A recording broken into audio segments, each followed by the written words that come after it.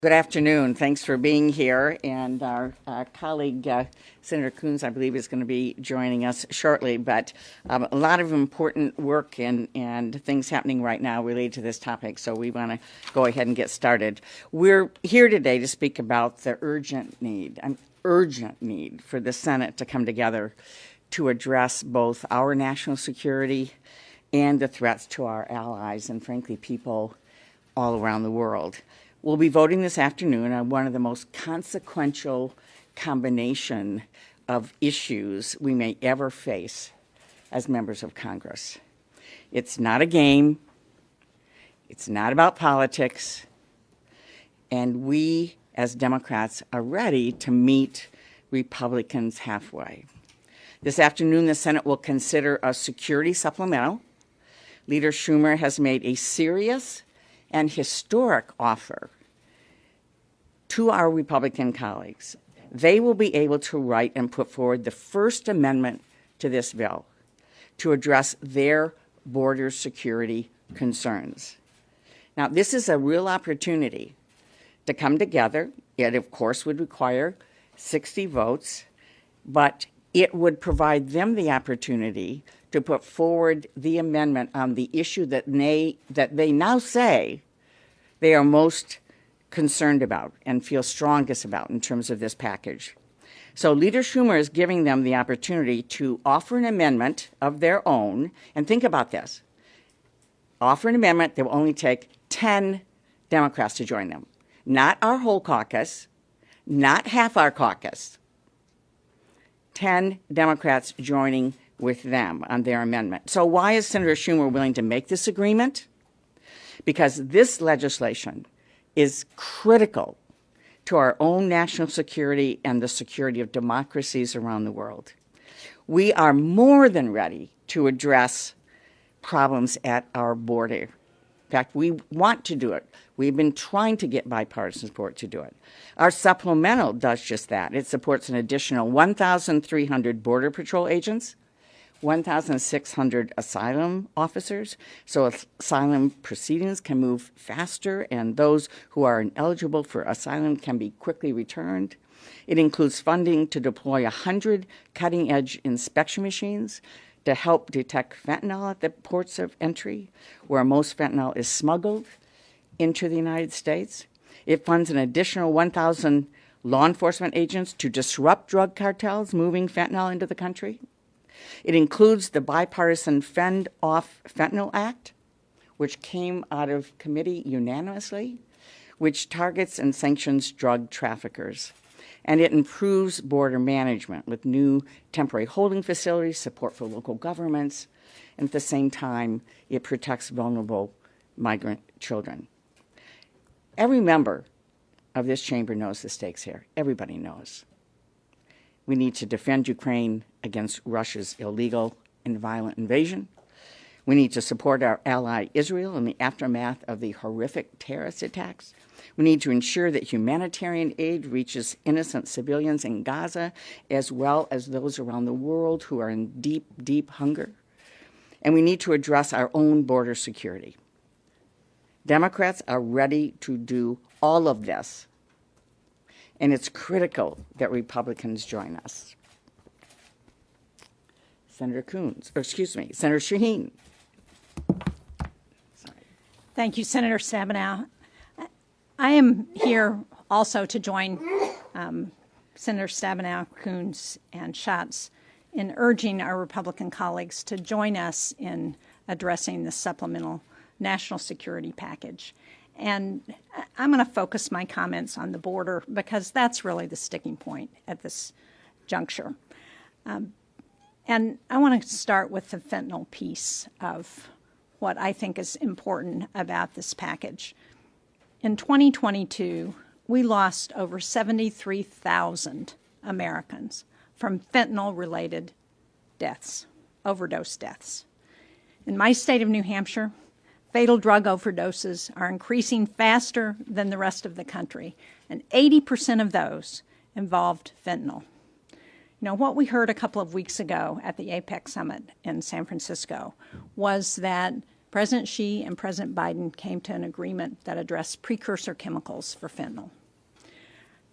I met with the DEA Administrator Milgram on Thursday, and one of the things she talked about was the opportunity we have as the result of that to really address the fentanyl crisis in the United States.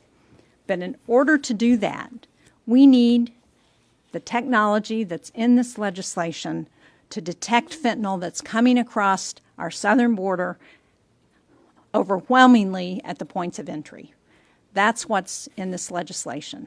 Now, there are other provisions around policy about who gets into the United States at our southern border, and I think as Democrats, we're willing to talk about that. We're willing to look at whatever amendment our Republican colleagues might come up with that could help address other issues at the southern border. But the reality is failing to pass a national security package at this point that fails to fund Ukraine, fails to provide support for Israel, that doesn't address the humanitarian situation, is just going to embolden our adversaries. Putin, Iran, the Chinese Communist Party, North Korea, all of those who want to take down the United States. So we're willing to work across the aisle. I hope what we're going to see from our Republican colleagues is a willingness to do the same. Thank you. Thank you so much, Senator Shaheen. Senator Coons. Thank you, Senator Stabenow, Senator Shaheen. Time is running out. We have but a few days for us to make clear, positive progress towards working out the final details necessary for us to show that the United States is a reliable ally, that the coalition of 50 countries from around the world that President Biden has pulled together and that Congress on a bipartisan basis has sustained is going to have the resources needed for Ukraine to continue to fight through the winter into next year and to ultimately successfully push back Russia's immoral, brutal, illegal invasion. We need to make investments in the Indo-Pacific, in the security strategy that we all support and that we know is critical to push back on Chinese aggression in the South China Sea and the region. We need to make critical investments in combating fentanyl smuggling, as we just heard from Senator Shaheen.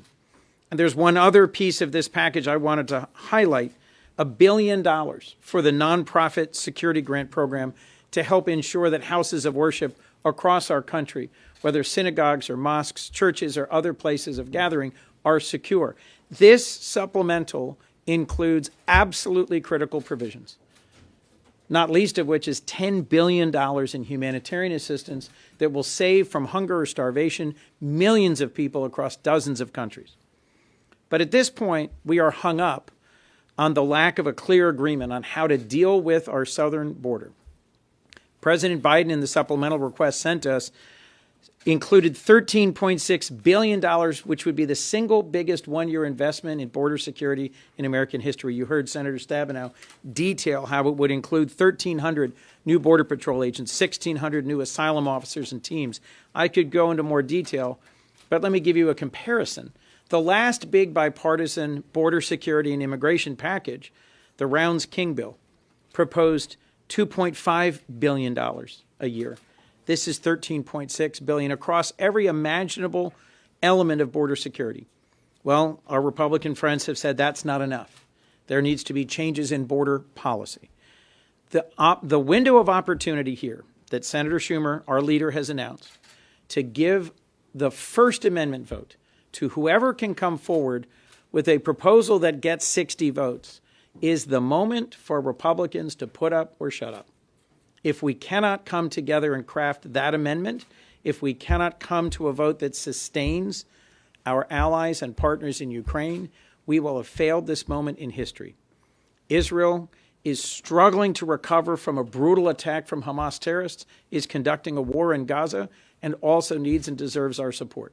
Humanitarian support, support in the Indo-Pacific, support for Israel, support for combating fentanyl, support for Ukraine. All of this must pass before the end of this year. And we now have the vehicle, the timing, and the process by which Republicans and Democrats can come up with a package that will pass and allow us to do our job. I only pray that we will. Senator Schatz. Senator Schatz. Thank you, Senator Coons. This is pretty simple. We have colleagues who say they are for stopping Putin, and they should vote for the supplemental to help Ukraine. You can't say, I'm for Ukraine, but only if I get this wholly unrelated policy enacted. You can't be for stopping Putin from taking over a country by force and then vote against providing Ukraine the resources to do just that. You are either for the thing that you say you are for, or you're not. It is that simple. If you are serious about legislating on the border, Democrats have been working in good faith throughout this process. We've been willing and eager to engage in bipartisan border proposals, and Leader Schumer has offered an amendment vote on this. There's an opportunity to legislate here, bring forward a serious proposal that gets 60 votes. But no such proposal exists as of right now. So the question really is, should we vote to proceed? Should we begin debate on this bill? Not passing it yet, just begin debating it. Or should we block it because you don't have a border proposal in final form? All of the members, we got complainers on both sides, but there were a lot of complaints about a lack of an open amendment process, that the Senate floor should be the Senate floor. Move to proceed. Move to proceed. We're not asking you to vote for the final package. We don't have the final package. That's what the First Amendment slot is for. But what they are doing is blocking us from even starting. The choice here is very clear. If you are for Ukraine, if you want to stop Putin, you can't do that in secret. You have to vote accordingly and do it today. Thank you. As we open up to questions, let me just reiterate the fact that this is one of the most consequential votes we will ever take in terms of what this means in sending a message to Russia and to China and to Iran, to our allies who have stood with us and put in the majority of dollars for Ukraine. This is so consequential on every kind of level, including, as Senator Shaheen talked about, the number of people who've lost their lives because of fentanyl addiction. This is huge. So there's no reason that we should not be moving ahead to be able to get to the bill. This is all about, are we going to debate the bill? Are we going to proceed to the bill? And in my mind, there's only two possible reasons that Republicans would not take Senator Schumer up on his historic offer. One, their proposal is so extreme that they can't get 10 Democrats to join them. Or this is all a game because they don't want to fund Ukraine. And this is the way they're trying to stop it. And frankly, this would give the biggest Christmas present to Putin you could possibly imagine. And that would be outrageous. Happy to take questions. Yes? So you're willing to meet Republicans halfway. Can you give any evidence of concessions you've made to do that? There are a number of things that have gone on in negotiations for the last 3 weeks. There are some who said there were no negotiations going on, but we have a lot of colleagues spending a lot of time on supposedly no negotiations. And I would just say in the areas of asylum and parole, and there's a number of areas, I wouldn't get into specifics, but to say that there were a number of things that certainly were put on the table that would garner 10 Democrats, for sure. And so, but unfortunately, it feels like every time something was put on the table, then the goalposts were moved. And the one thing that we will not do is support H.R. 2, which basically would close the border of the United States. And not only the economic impact of that would be outrageous, as well as the other impacts. Yes? What's your sense of the time frame? Like, what if this does lapse into January? We've been talking about this is a late moment, a historic moment. How long is the moment? Well, this is the question. The clock is ticking, and welcome my colleagues to address this as well. But the truth is that every day we go past the end of the year, every day we're into the Ukrainian winter, every day we're into the Ukrainian winter, every opportunity we give Putin to go after their electrical grids and do the other things that will devastate people in Ukraine is a moment too long. And so, and the same is true, we could go through every single part of the bill. Every single part of the bill. And so we will do what we always do as Democrats. We will work hard. We believe in governing. We believe in being bipartisan. And we will work to find the reasonable middle that gets us where we need to go. And I think we'll just keep at it because it's too important. OMB Director Shalonda Young sent a letter to the entire Senate being very clear about how little time is left.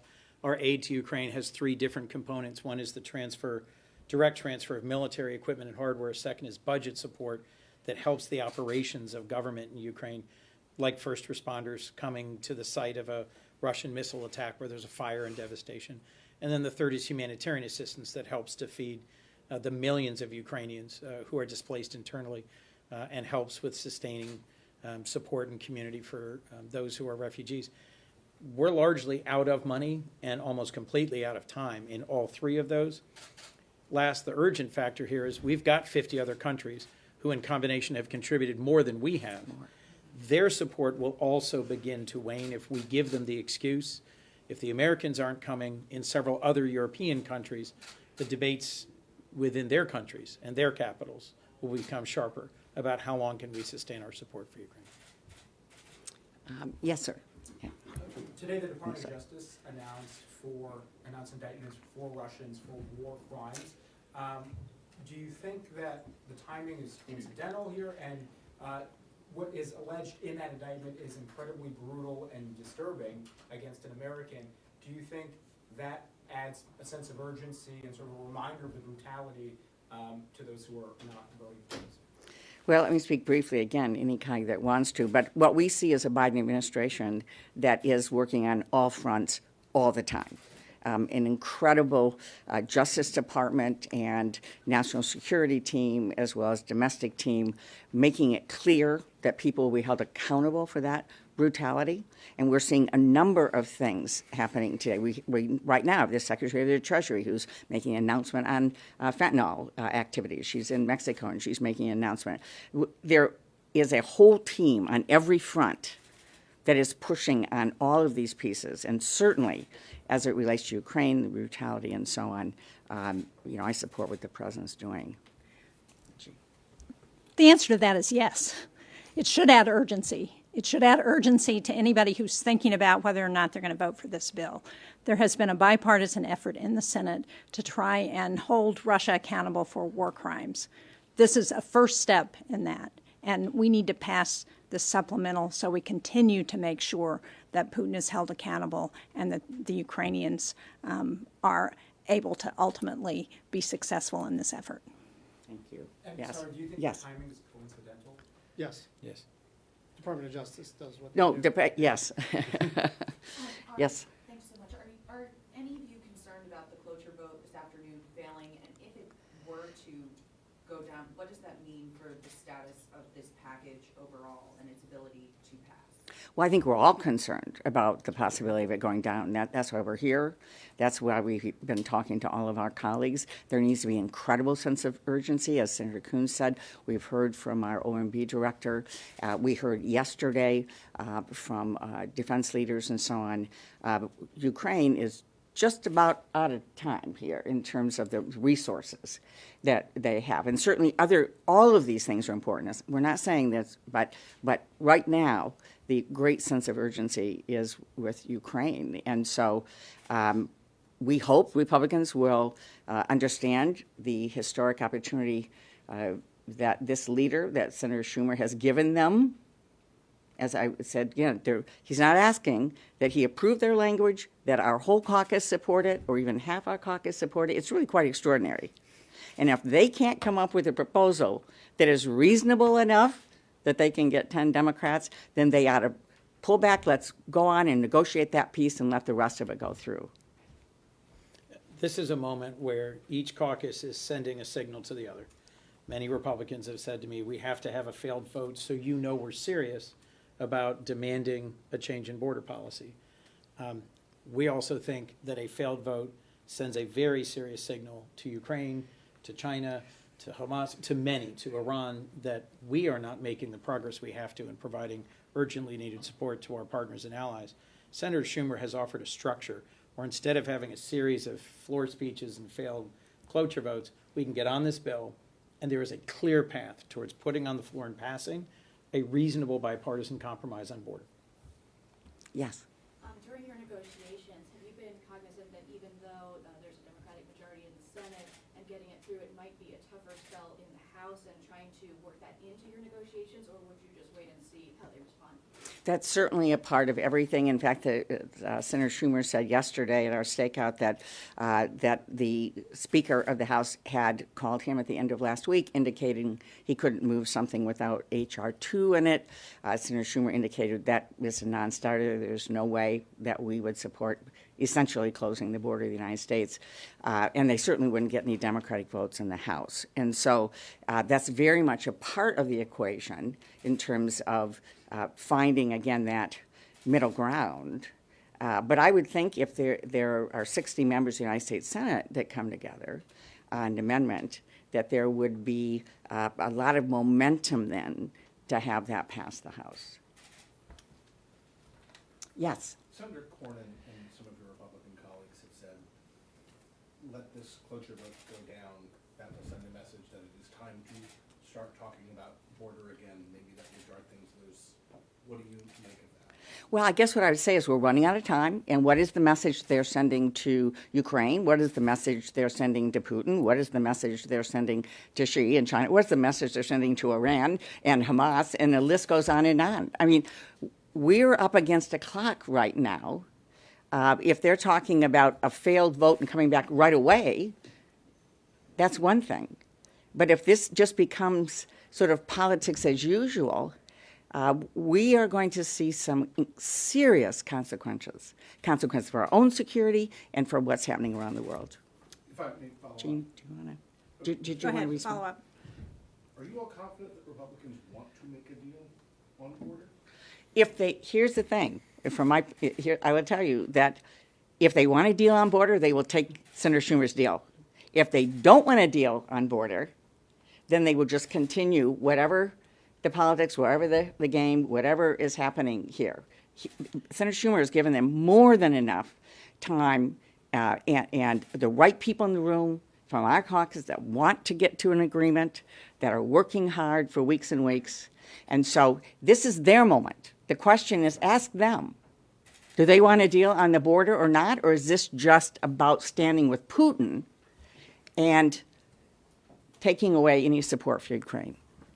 Republican leader McConnell said yesterday, I think I can repeat this because he has said it publicly, that no one is a stronger supporter of Ukraine in their fight against Russia than he is. That's been echoed by others in Republican leadership.